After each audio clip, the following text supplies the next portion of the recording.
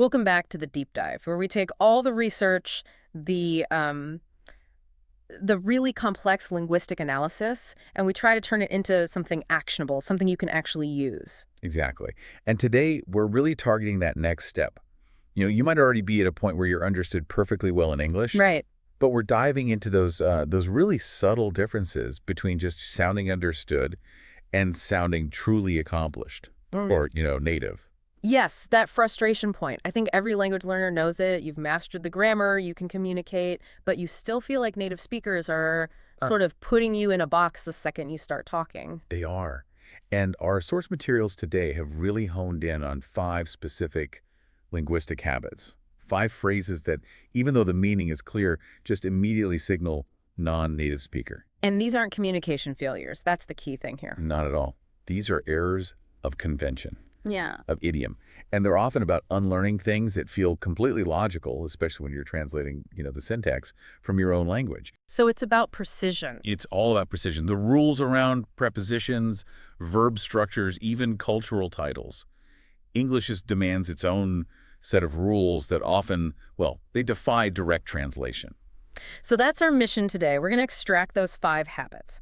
The idea is if you can spot these in your own speech and eliminate them, the sources suggest your English will just leap forward in how it's perceived. You'll sound more polished. Yeah, we're talking about getting rid of those little flags that make a listener think, okay, they're at a lower level. It's about the finesse. Hey. And understanding why these happen is just as important as knowing the correction. We need to really test the rules, not just memorize a list. It's about elevating the conversation. Okay, let's unpack this. Let's do it. We're starting with one that I know our sources mention comes up constantly in. Like Instagram Lives and Q&As, it's the travel conundrum. Oh, yes. The first big one. It deals with how we talk about having visited a place. The error, the one we hear all the time, is using have you ever been in a location? hmm Have you ever been in Italy? Or have you ever been in Istanbul? And the confusion makes sense, right? From a learner's point of view, if I go to Paris, I am physically contained in Paris. Logically, it should be in. Yeah. You're inside the borders. So the question, why wouldn't I use in, is a very fair one. But, and this is the crucial part, while any native speaker will know exactly what you mean, It's jarring. it is, it just sounds off. So the correction, which our research says is basically non-negotiable, is using the preposition to. Always to. For travel, for visitation, for the whole experience of having gone somewhere. Has you ever been to Italy? So let's get into the why. Why is it to? What's the deep down linguistic reason? Well, it's tied to the verb tense we're using. We're saying, have you ever been? Which is the present perfect. Okay. And in this context, that tense is all about an experience. It's about an action that you completed in the past, which has some relevance now. The relevance being that you hold that memory or experience. And to connects to that idea of action and experience. To signifies the journey, the movement. When you say been to, it implies the entire cycle. Yeah. You went, you were there, and you came back. It's about the completed trip. Whereas in is just static. It's just about location. Exactly. In is about current containment. If I ask you, are you in the office right now? I'm just asking about your physical position at this moment. But if I ask, have you ever been to the office? I'm asking about your history of visiting it. Precisely. You're not asking about containment. You're asking about the travel history, the experience. Think about it this way. I could ask, where have you been all day? I hope you haven't been in trouble. Ah, okay. So there, in means contained within a state or a condition. Yes. But for life experiences, for travel, it has to be, have you ever been to India? The to is what links that past action of travel to your present state of having that experience. You know, I hear learners say prepositions feel so random and illogical in English. Is this just one of those cases where we have to say, sorry, it's just a rigid rule? I'd say it's rigid for a reason. The rigidity creates clarity. And the reason this specific error is so persistent is almost always because of direct translation. From the learner's native language. In many languages, especially Romance languages, you'd use a single preposition that's all about location for both being somewhere and visiting somewhere. You translate that concept directly and you get to been in. So the learner is thinking about location, but English grammar is prioritizing the verb's connection to movement and experience. That's the perfect summary. And the second a native speaker hears been in, there's a little mental checkbox that gets ticked. It says, okay, this person hasn't quite internalized this idiomatic rule yet. Okay, let's test the limits then. Is there ever a time when in can work with this kind of travel sentence? An exception to the rule? There is, but it's specific. It works when you're not asking about the visit itself, but emphasizing the duration of a stay or a location within another location. Give me an example. Okay, so you might say, I know you've traveled all over Europe. Which country have you been in the longest? See, the main topic there is the lengths of time, the duration. The focus isn't the visit, it's the how long. Right. Or maybe, I know you've been to Paris, but have you been in the Louvre? Even then, to the Louvre would be more common for just the visit. But in the Louvre works if I'm specifically asking if you've been inside the building. Yes, focusing on the interior space. But for the general conversational question, did you visit this country? Did you go to this city? It has to be to. It's a small word, but because where have you been is such a common way to start a conversation, getting this one right has a huge impact. A huge impact on perceived fluency. Okay, so from travel, let's move to relationships. Another prepositional pitfall. And this one, as our notes say, seems even more logical than the last one. It really does. The mistake is about marital status. You see a picture of someone with their partner, and a learner asks, "Are you married with Will?" And you can absolutely see the logic. Marriage is a shared thing. It's a partnership. You are together. So married with feels collaborative. It feels mutual. It feels right, but it's wrong. It's completely wrong. The sources are definitive on this. The standard correct usage is always married to someone. I am married to my wife. He is married to his husband. And again, learners get thrown by this because to can sound a bit, I don't know, formal or directional, like you're giving something to someone. It feels less equal. It can, but the reason we have to avoid with is so important. And understanding this is one of those great aha moments for learners who want to reach a higher level. Okay, so let's break down the danger. Why is with so problematic in this specific context? The problem is that with, in English, has a very strong secondary meaning. It often means accompanied by and also in possession of. Like a coffee with milk or a house with a garden. Exactly. It's about additions or accompanying features. So when you use married with, you create this potential for ambiguity, especially when you start talking about other parts of the family, like children. And this is where that key example from the research comes in. Yes. If someone says, I am married with kids, a native English speaker will, almost 100% of the time, interpret that to mean I am married and I also have kids. They don't hear, I am married to my kids. Of course not. They hear that the kids are an accompanying feature of the speaker's life, alongside the marriage. The with introduces an addition. So if you apply that same logic back to the spouse, if you say, I am married with my husband, it creates this bizarre implication. It does. It sounds like you're married, and your husband is just this accessory that comes along with the state of being married. It breaks that core relational link you're trying to express. So to is about the link, the bond. Precisely. Grammatically, in English, the state of being married is treated as a binding commitment. You are bound to your partner. And we use to for other similar binding relationships. Like engaged to someone? She's engaged to her fiancé.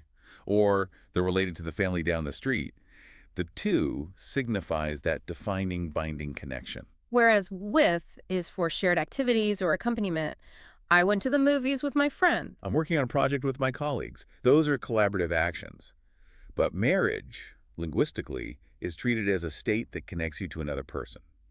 Once you see that distinction, the rule makes perfect sense. And it's another one of those direct translation traps, isn't it? A huge one.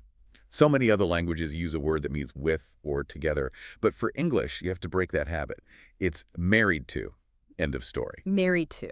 Okay, that's a really clear distinction. Let's pivot now from relationships to something equally tricky for advanced learners. Time. Ah, yes. The present perfect continuous tense, a minefield. It is, and this is where we hit our third major mistake. It's the confusion between talking about a duration of time versus a starting point. The error we see constantly, and that our sources highlighted, is using the word since to describe a length of time. For example, I've been learning English since 2 years. Exactly. And again, you can kind of see the faulty logic. The action started 2 years ago, and it has continued since then. It feels close. But grammatically, it's a huge red flag. So let's lay down the law. What is the absolute binary rule here? The rule has to be rigid if you want to sound proficient. Since must, and I mean must be, followed by a fixed point in time. A specific moment on the calendar. Like a date or a day or a Easy. year. Yes, I've been working here since 2021. Or she's been waiting since 10 a.m. It marks the precise moment the action began. And it implies that it's continued from that point until now. Correct. Now, if you want to talk about the length of time, the duration, the amount of time that has passed, That's where for comes in. that is exclusively the job of for. For measures the quantity of time. I have been learning English for 2 years. He has been talking on the phone for 20 minutes. So let me play devil's advocate for a learner. If I say I've been living here since 2020, everyone knows that's a duration of a few years. Why can't I just say since a few years? Why is English so picky? Because the grammar demands that we signal whether we are talking about a point in time or a quantity of time. Since is a preposition of point. The phrase 2 years is a quantity. That quantity requires the preposition for. So it's about what kind of word comes next, a specific point versus a calculated amount. Exactly. If the phrase answers the question, when did it start, you use since. If it answers how long has it been happening, since, you use for. That's a great way to think about it. And there's another word that gets dragged into this confusion, right? The word during. Yes, our sources made a special note of this, particularly because of direct translation from languages like Spanish, where durante works perfectly. So the error would be something like, I have been studying English during 2 years. And that construction just completely fails in English. Doesn't work at all. Why not? What is the proper job of the word during? During is about something happening within a period of time, but not necessarily for the entire duration of that period. I like to think of during as creating a container. A container. Yes. The time period is the container, and the action happened at some point inside it. For example, I got a phone call during the meeting. Okay, so the meeting is the container. The phone call didn't last for the whole meeting. It just happened at some point inside that time frame. Exactly. Or it started to rain during the night. The rain happened inside the container of the night. It suggests an event, an occurrence. But continuous states like, I have been working for 2 years, define the entire boundary. The action fills the whole container, so we use for. So you would never say, I slept during 8 hours. Never. That sounds like you're saying that within a larger 8-hour block of time, you managed to get some sleep. You would say, I slept for 8 hours. This is a really vital distinction. Okay, to recap this whole section then. A fixed point on the calendar gets since. A length of time gets for. And we need to banish during when we're talking about the total elapsed time of an activity. Nail it down, and you'll sound much more precise. Okay, from the precision of grammar, we're now shifting to the nuances of culture. This next one is it's a very sweet mistake, but it's a powerful signal that someone learned their English outside of a UK or US context. It really is. We're talking about how you address an educator. The specific practice is saying teacher, followed by their first name. Hello, Teacher Lucy. Teacher John, can you help me with this? I've heard this so often, and it always comes from a place of respect. In many cultures, in parts of Asia, Latin America, it's not just polite, it's mandatory. Oh, it would be considered incredibly rude not to use the title.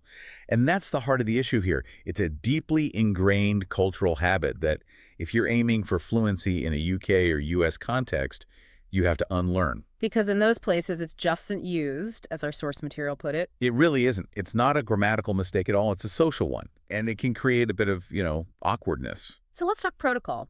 If a learner is in a formal, say, British or American school, what's the correct way to address their instructor? The protocol is quite rigid, and it always pairs a social title with the teacher's surname, never the first name. So you'd use Miss, Mrs., or Mr.? Correct. Or Ms., which is the more modern neutral option if you don't know a woman's marital status or she prefers not to specify. So if the teacher's name is Sarah Earle, you would call her Miss Earle? A Miss Earle, yes. The formality is placed on the social title plus the family name. You would never, ever combine the professional title teacher with either name. And what about at a university level? Then you'd upgrade to their academic title, Professor Smith or Dr. Jones. The rule is the same. Formal title plus surname. The word teacher is only used to describe their job, not as a form of address. You'd say, Miss Earle is my science teacher, but you'd address her as Miss Earle. Okay, but what about the context where most adult learners are studying? Informal language schools, online classes. And this is where the cultural divide is fascinating. Because in that informal context, the expectation often flips completely. You're expected to drop all titles and just use their first name, simply Lucy or John. The key mistake is that blend in the middle. Teacher Lucy. That mix of the professional title with the informal first name is the flag. It's so interesting how it's either very formal or very informal, with almost nothing in between. Exactly. And that combination, Teacher Lucy, sounds almost childlike to a native UK or US ear, which is not the impression a professional adult learner wants to make. No, absolutely not. It's a classic example of where politeness in one culture doesn't translate. It actually creates a social barrier. It does. So the takeaway is clear. If you're aiming for that UK or US standard, you have to drop teacher name. You either go formal with title and surname or fully informal with just the first name. You have to read the room. A crucial lesson that language mastery is also cultural mastery. Okay, on to our fifth and final linguistic flag. This one is about a verb we all use every single day. Explain. Yes, and this one is deceptive. It seems simple, but its grammar is very rigid, and it doesn't behave like a lot of similar verbs. The common error, according to our research, is treating the person you're talking to as the direct object. For example, can you explain me this? Can you explain me that? We hear it all the time. And here's the learner's challenge, which I completely get. I can say, tell me something. I can say, show me something. I can say, ask me something. Why can't I say, explain me something? That is the perfect question. And the answer is that explain is just. Well, it's a special case. It's grammatically stubborn. Verbs like tell, show, and ask are what we call detransitive. They can happily take an indirect object, the person right after them. Okay. Explain cannot. Explain demands that the direct object, the thing being explained, comes first. The person, the recipient of the explanation, has to be introduced with the preposition to. So with explain, the information is more important than the person receiving it, grammatically speaking. That's a great way to put it. The thing being explained has priority. So the correction has to follow one of two patterns, and both of them need that little word too. What's the first and most common pattern? The most common is, explain the object to the person. So I don't get it. Can you explain the grammar rule to me? The rule comes first, then to me. Okay. Right. And the second structure. The second is also correct, just a bit less common. Explain to the person the object. For example, explain to me why you made that decision. The to me is still there, acting as the gatekeeper. It's the non-negotiable part. Let's dig into the grammar a little more. When a learner says, explain me this, what are they actually saying grammatically? They're making me the direct object of the verb explain, which means they're literally asking the other person to explain them. To explain me as a person. Yes, you're asking for a psychological analysis of your own identity. Please, analyze and interpret me. And that's why it sounds so fundamentally strange to a native ear. We hear, analyze my personality, when you mean give the information to me. Okay, so this brings us to the really advanced kind of mind-bending part of this rule. Is there any situation where explain me is correct? This is the ultimate test of the rule. And the answer is yes, but only in one very specific, very rare context. Which is? The only time explain me works is when me is in fact the object being analyzed and explained. Ah, so it actually proves the rule. The recipient still needs the to. It absolutely proves the rule. The source material had this fantastic philosophical example. Imagine you're talking to a therapist in a moment of deep existential crisis. Okay. You could say, I feel so lost. I don't understand myself at all. Please explain me to me. Wow, that's a perfect, bizarre illustration. The therapist has to explain the object, which is me, to the recipient, which is also me. The to is still there. The rule holds firm, and it gives learners a fantastic mental trick. If you are asking for information, it's always explain something to me. If you forget that to, you're instantly flagging your proficiency level. It's a small change with a huge impact. We've covered a lot of ground today, really drilling down into these 5 points of precision. These are the things that can take a speaker from just being fluent to being truly accomplished. They really can. Let's do a quick synthesis. Let's. Number 1. Traveling prepositions. When you're talking about the experience of travel in the perfect tense, it's always been to, not been in. Number 2. Marital status. You are married to someone, never with them, because with implies they are an accessory, not your partner. Number 3, measuring time. We have to be rigid. Use for when you're talking about a length of time, a duration, and use since only for a fixed starting point. And avoid during for the total length of an activity. Number 4, professional titles. In a UK or US context, you have to avoid teacher name. You either go formal with Mr. or Miss plus the surname, or you go informal with just the first name. And finally, number 5, the verb explain. The recipient of the explanation must always be introduced with the preposition to. Never ever say, explain me this. These 5 points really show that to get to that next level, you have to master these subtle idiomatic rules. It's about understanding the internal logic of English, not just translating from your own language. Absolutely. Every single one of these errors comes from a clash between what's logical in another language and what is idiomatic, what is conventional in English. And proficiency is about internalizing those conventions. And that brings us to our final provocative thought for you, something to take away and think about to connect this knowledge to the even bigger picture of English grammar. We spend a lot of time on how the word with can imply accompaniment, which causes the married with error. This just highlights the incredible power of prepositional verbs. So if you want to continue this deep dive on your own, consider this. What's the challenge? What are three other common English verbs you probably use every day, where changing the preposition completely changes the grammatical relationship or the meaning of the sentence, causing the same kind of confusion for learners? That's a great exercise. You could look at the difference between, say, care for versus care about. Or look up versus look at, or even agree with versus agree to. Those distinctions are the next frontier for achieving that true linguistic polish. Thank you for joining us for this deep dive. We hope this focus on precision helps you sound truly accomplished. We'll see you next time.